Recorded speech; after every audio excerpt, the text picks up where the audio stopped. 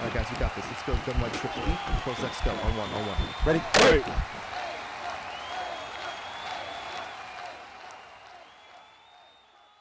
What's up, guys? It's Pick'em with HuddleGG, and welcome to our first video of Ask Huddle, where we're going to be answering your guys' questions in the community each week, whether it's gameplay related, MUT related, playbook related, CFM related. If it has to do with Madden, we're going to do our best to answer your questions. So wherever you're watching this video, make sure you leave your question in the comment section below, and we're going to do our best to get to it. We're going to plan on doing about 3 to 5 questions per week here in this series. So again, if you don't get it answered right away, there are chances that it still will be answered in a future week. So that being said, let's dive right into our first question for today. And our first question comes from Firefighter55, and he asks, what are some of the new plays added to the Miami Dolphins playbook after the most recent title update? So there were 2 formations added to the Dolphins playbook.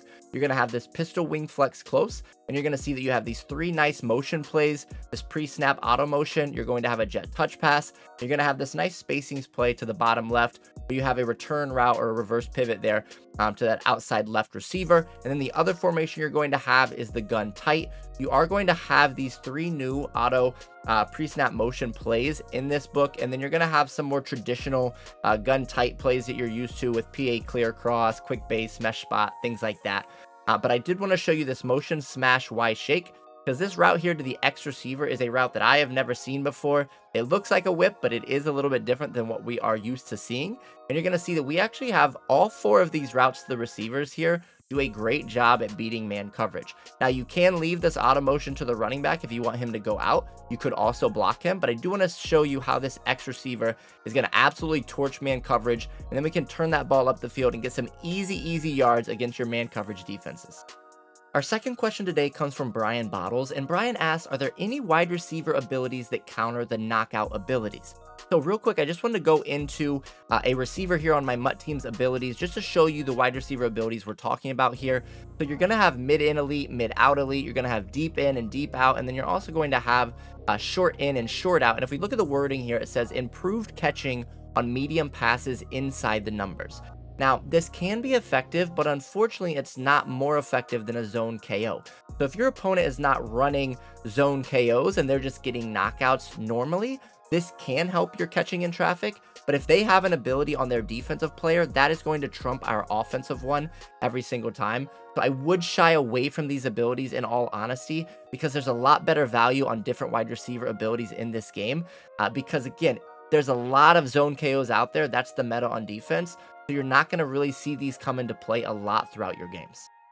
Our next question today comes from SBAT112, and they ask, what's the best way to block pinch buck 0 out of 3-4 odd? And I'm going to give you 3 different options. The first option is going to be don't block it at all, send 5 out. Now, the reason we're going to do that is they're sending so many people after us in this play to get to our quarterback. If we stretch the field horizontally, you don't want to go vertically with this, but if you send 5 out, it's going to be really hard for them to cover everywhere from sideline to sideline, and you're going to be able to get some easy, quick gains there. Now, with that, you do need to make sure you're aware you have to get rid of the ball quickly, because there is going to be pressure coming after you.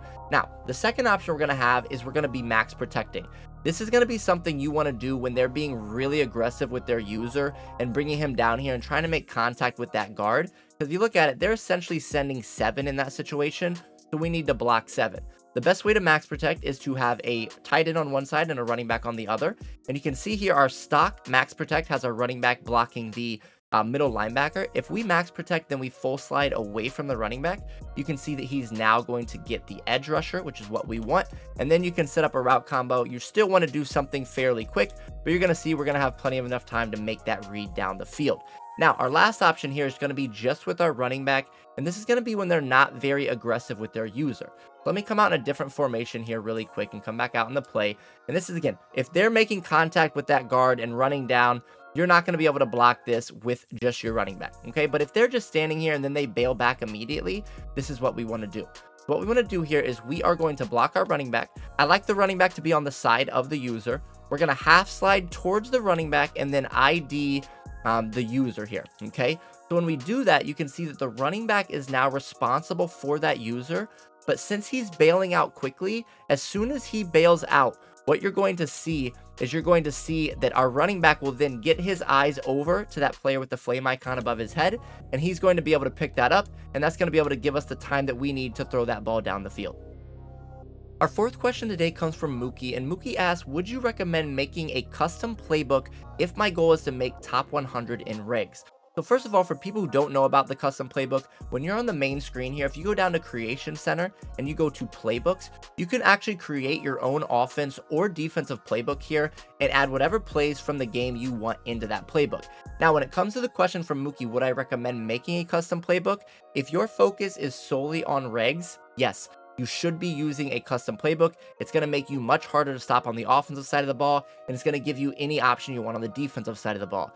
If you are somebody who wants to dabble in regs but also play MUT, I would recommend sticking to an actual team playbook or an alternate playbook, because in MUT you do not have the option to go to a custom playbook, so I would not try to flip-flop each side. But if your goal is solely on regs or CFM and your CFM allows it, you should definitely be using a custom playbook.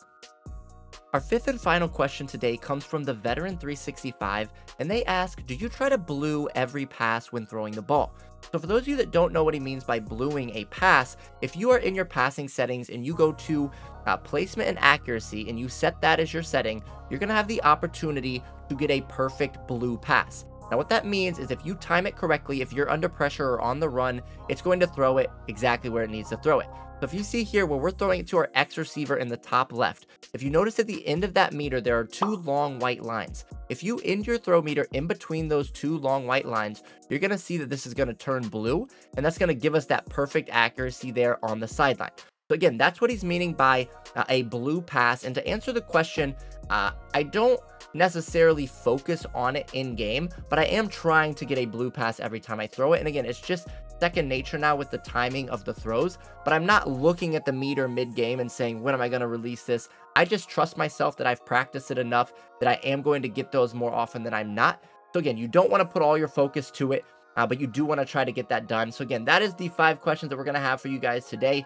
Again, if you guys want your question answered, anything Madden related, make sure you leave it in the comment section below, whatever platform you're watching this video on. We appreciate you tuning in, and we will see you on the next one.